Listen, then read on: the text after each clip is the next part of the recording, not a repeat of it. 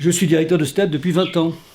Et avant, c'était autre chose. C'était un lieu magique. C'est là où Piaf a rencontré Cerdan, par exemple. Donc c'est un lieu qui existe depuis très longtemps. Il va passer après moi. Il existera. Moi, je passerai, je vais mourir, mais lui, il va demeurer. Alors maintenant, est-ce qu'il serait un théâtre? J'en sais strictement rien. Nous verrons. Et c'était quoi? C'était un cabaret avant? C'était un cabaret, c'était un cinéma, c'était plein de choses très différentes. Est-ce que vous pouvez nous parler de la particularité de ce théâtre, s'il vous plaît? Vous voulez dire de la programmation? Écoutez, c'est un théâtre qui a une sensibilité chrétienne.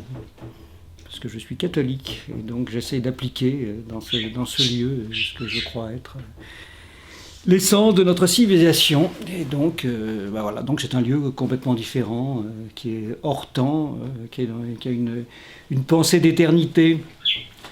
J'essaye de vaincre tous les démons d'aujourd'hui, c'est-à-dire l'argent, c'est-à-dire la notoriété, c'est-à-dire les pouvoirs, c'est-à-dire toute cette sottise dans laquelle on est. Et donc j'ai essayé d'appliquer dans ce théâtre ces règles-là. C'est pour ça qu'il y a un lieu totalement atypique que vous ne trouverez nulle part ailleurs, peut-être même d'ailleurs nulle part ailleurs dans le monde, tellement c'est pensé autrement. C'est l'homme qui est au cœur du projet, et le théâtre, comme c'est l'art de l'incarnation, donc il y a un rapport profond entre le christianisme, qui est la religion de l'incarnation, et le théâtre, qui est l'art de l'incarnation. Et donc ici, on fait du théâtre de l'incarnation, c'est-à-dire qu'il faut que le comédien devienne le personnage. C'est ça, c'est l'essence même. Puis alors après ça, je fais des exceptions, parce que normalement, tous les spectacles devraient être construits sur cette idée-là, ce qui n'est malheureusement pas toujours le cas, parce qu'il y a eu tellement de mauvaises influences dans le théâtre. Et puis donc à côté de ça, il y a des gens qui font du théâtre, d'autres formes de théâtre qui ne correspondent pas du tout à cette idée d'incarnation, mais qui ne trouvent pas de lieu pour s'exprimer. Et à ce moment-là, j'ouvre aussi la porte. Donc parce que l'homme est plus important que les idées, même quand c'est un homme qui n'incarne pas. Ça me rend malheureux, moi, de voir des gens qui n'arrivent pas à s'exprimer, qui ne peuvent pas s'exprimer. Et le problème, c'est que si vous êtes peintre, vous avez un tableau, ça ne vous coûte pas grand-chose. Si vous êtes écrivain, il suffit d'une feuille de papier.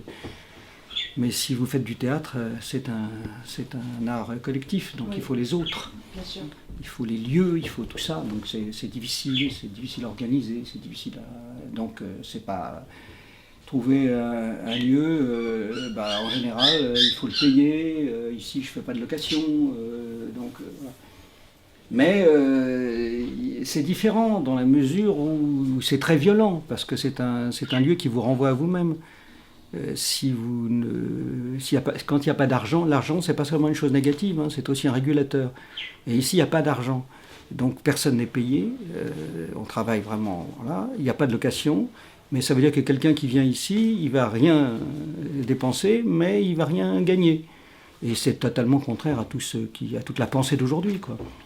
Ça va quand même lui permettre de mettre au point son spectacle, et les lieux sont chers à Paris pour répéter. Si c'était pas un avantage, je ne le ferais pas. Bien sûr. Mais je veux dire que sur le plan de la mentalité, c'est totalement contraire à ce qui se passe aujourd'hui. Et très souvent, beaucoup trop souvent, les gens préfèrent prendre le risque de perdre plutôt que de ne... Voilà, parce que l'argent devient plus important que ce qu'on apporte à nos concitoyens, c'est-à-dire du talent, c'est-à-dire du travail, c'est-à-dire du génie, c'est-à-dire être passeur d'une œuvre, incarner des personnages, montrer l'homme à l'homme, comme je le dis toujours, ce qui est quand même l'essence même du théâtre, la mission du théâtre. Parce que dans la société d'aujourd'hui, vous passez à côté de votre frère, tandis que quand vous voyez un spectacle, vous êtes obligé de voir votre frère agir et vivre. Ce que j'essaie, c'est de trouver des œuvres, je lis toutes les pièces que je reçois, ou quasiment, c'est de trouver des œuvres qui montrent l'homme à l'homme dès l'écriture. Voilà, c'est ça qui m'importe. Alors il y a des très bons auteurs, vous en avez une à côté de vous, mais c'est pas si courant que ça, mais pour moi je ne fais aucune différence entre un auteur contemporain et un auteur classique. Le problème, c'est qu'il y a des auteurs qui, dès l'écriture, permettent la vie de personnages, et puis des auteurs qui ne le permettent pas.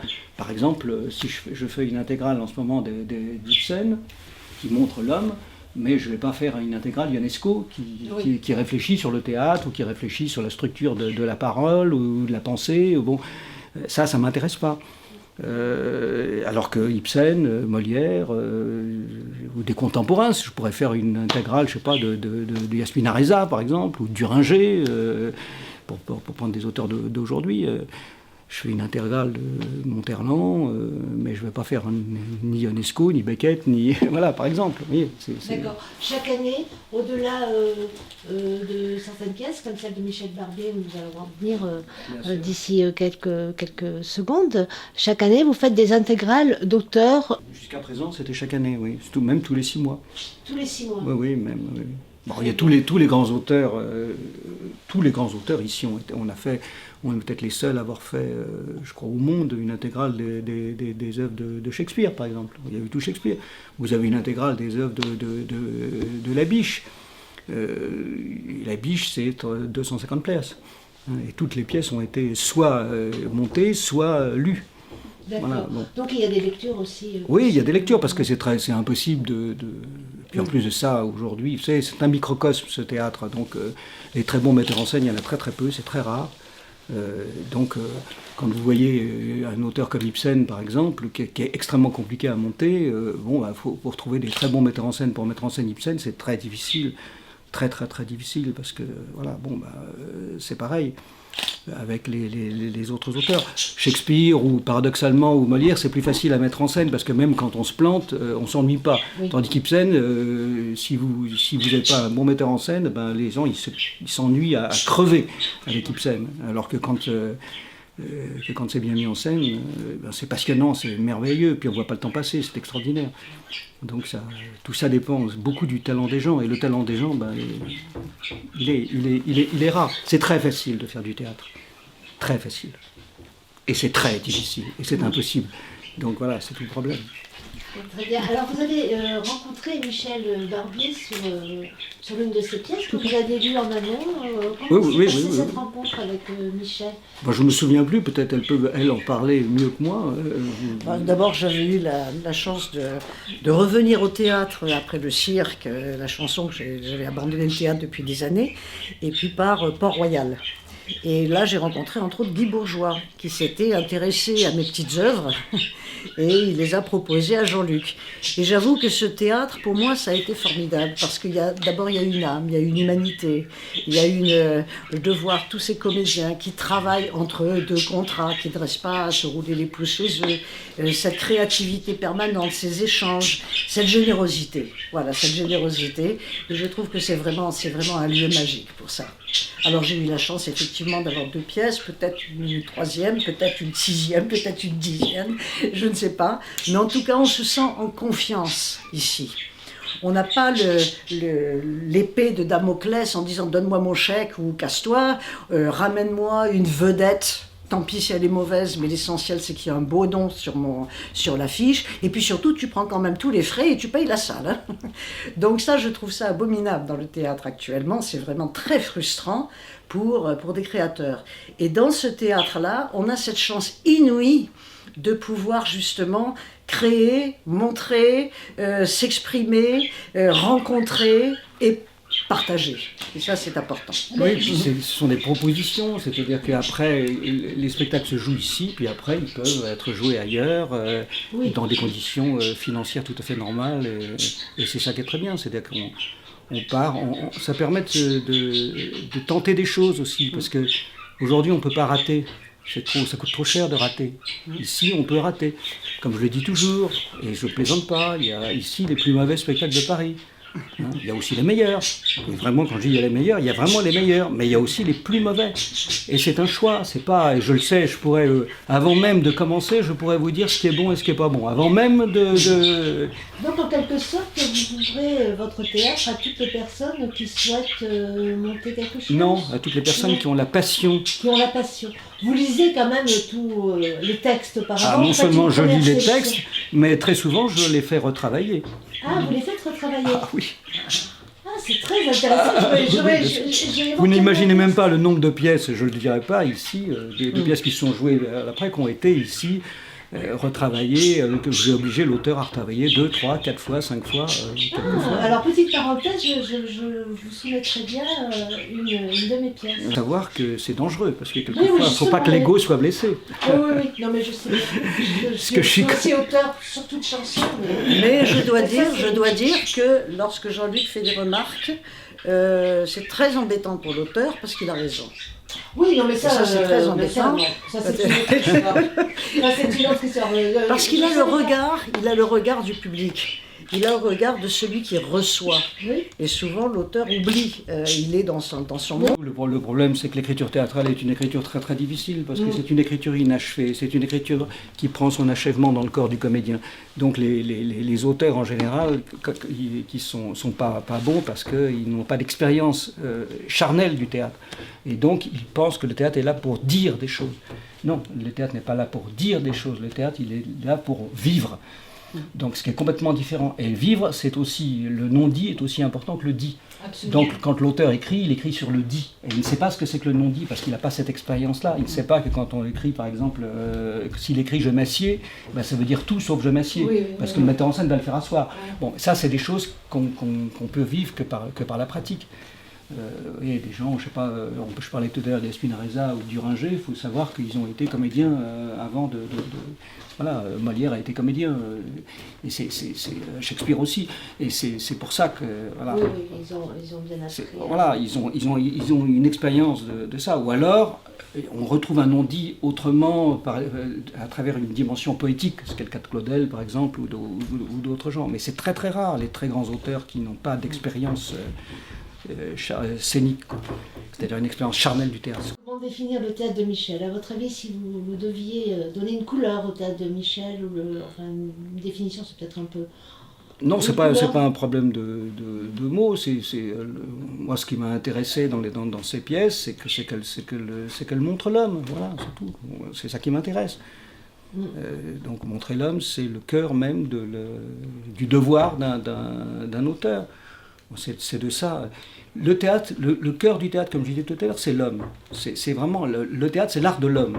Donc on a des auteurs qui montrent l'homme. Alors ensuite, à partir de là, vous avez toutes sortes d'auteurs qui vont, je vous dis, comme Ionesco, réfléchir sur les structures du langage, ou réfléchir sur d'autres choses, sur la société, voilà. Bon, là c'est pas le cas.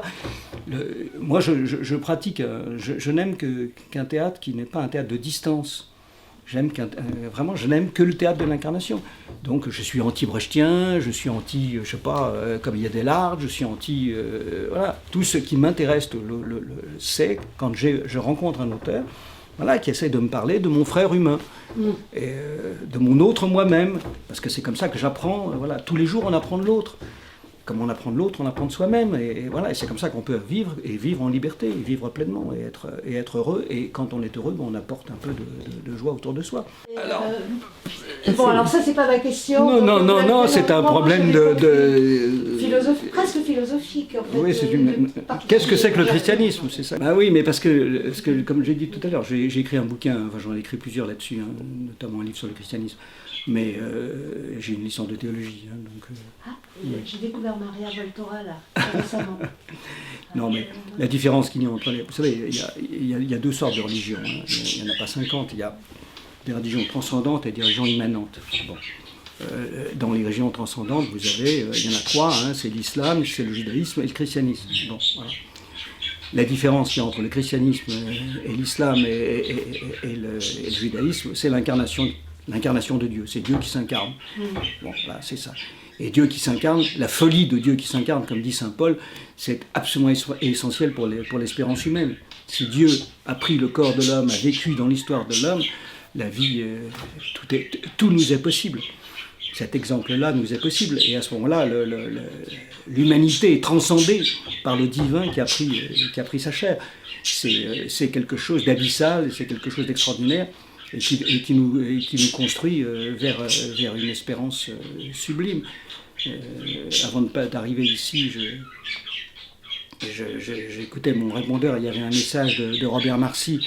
Robert Marcy, qui a 98 ans, qui s'est converti au christianisme quand il avait 20 ans, regarde la mort avec une sérénité, une espérance et un courage absolument exemplaire après une vie magnifique. Voilà, ça apporte et il n'aura apporté autour de lui que du bien. C'est ça, être chrétien. Et puis, je vous dis, donc la rencontre entre le théâtre, qui est l'art de l'incarnation, et ce christianisme, qui est la religion de l'incarnation, c'est fondamental. Vous avez, quand vous êtes comédien, vous êtes pleinement le personnage et pleinement vous-même. Vous n'êtes pas un petit peu le personnage et un peu vous-même. Vous êtes pleinement l'un et pleinement l'autre en même temps. Eh bien, le mystère du Christ, c'est ça. Le Christ sur la croix est pleinement Dieu et pleinement homme en même temps. Donc, en gros, pour le résumer, le comédien résume en tout petit ce qu'est le mystère du christianisme. Tous les jours, quand on est sur un plateau, moi quand je joue, par exemple, en ce moment je joue Tartuffe, quand je suis Tartuffe, je suis à la fois pleinement Tartuffe et pleinement Jean-Luc Jeunère en même temps. Donc ça permet, le théâtre permet en plus de comprendre l'essence et le mystère du christianisme sur lequel se sont déchirés les pères de l'Église, par exemple, pendant des siècles. Voilà. Et puis ensuite, après ça, il y a un message chrétien. Et le message chrétien, c'est un message d'ouverture, de fraternité, d'attention aux autres, d'égalité au sens, pas du tout au sens financier, mais au sens où tous les hommes sont frères. Voilà, sont frères. On est tous fils d'eux, ou filles d'eux. Et donc on est, voilà, c'est ça. Et à partir de là, eh bien, on n'a pas d'autre Dieu que l'humain. Et que voilà, on n'est pas. L'argent n'est pas ce qui nous intéresse d'abord. Ça vous va? Eh bien, merci infiniment. Mais je vous en prie. Jean-Luc. Non, personne qui travaille à peu près. Vous avez fait les lumières, c'est ça? Là maintenant, non, on a fini un filage. La question, c'est comme je vais faire les lumières du Canard Sauvage, je voulais savoir si tous les projecteurs marchent, il n'y a pas de problème. Alors si, il y en a un qui clignote. Voilà, c'est-à-dire il y a des fluctuations de l'intensité, c'est très pénible. Oui, c'est. D'accord, non, il y a des gens qui ont bougé légèrement les latéraux. Ah ah. Parce que nous, on a fait notre lumière il y a 2 jours, et elle est hyper calée, et c'est sûr qu'il y a des gens qui ont bougé les latéraux. Vous pensez de votre expérience au TNO? Pourquoi vous jouez au TNO? Quel est l'esprit du TNO? C'est un bon lieu de création. Oui. C'est un lieu de création. C'est un lieu. C'est un laboratoire, c'est là où on peut justement expérimenter pas mal de choses. C'est un lieu d'avant-garde, surtout qu'on traite des pièces avant-gardistes qu'on trouvera nulle part ailleurs. J'ai le nerf d'être s'amuse. Non, Guy et Marie-Véronique Raban, c'est vrai que je peux pas m'en passer, quoi. Ils sont les interprètes idéaux de tout ce que j'écris. Il m'a introduite au TNO et il a fait une mise en scène formidable. Je viendrai, je te le promets. Oui, Consuelo. Ici maintenant, on va passer par le local à poubelle. Allez. Je dois y aller, Michel. Merci.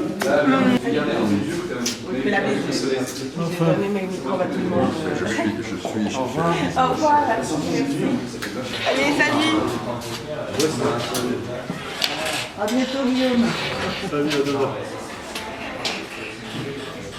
Qui est-ce que tu as voté ça? C'est mon père. Ah d'accord. C'est un bon directeur d'acteur. Entièrement d'accord.